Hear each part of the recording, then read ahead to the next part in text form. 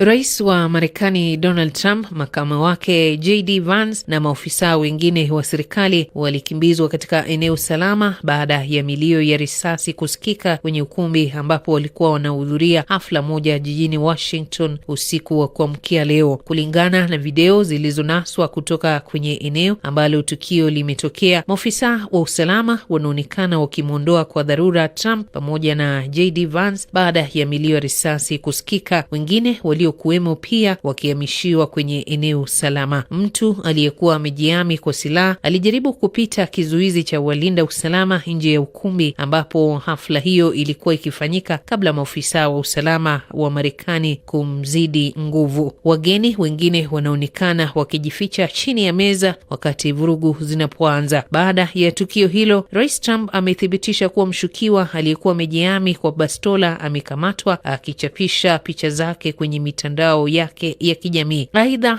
Rais Trump amethibitisha kuwa afisa mmoja wa ulinzi wa Marekani alipigwa risasi kwa karibu wakati wa tukio hilo, ijapokuwa hakujeruhiwa vibaya. Licha ya kutokea kwa tukio hilo la kufyatua risasi, Rais Trump amesisitiza kuwa atapanga tena hafla nyingine na wanahabari wanaofanya kazi katika ikulu ya White House katika kipindi cha mwezi mmoja.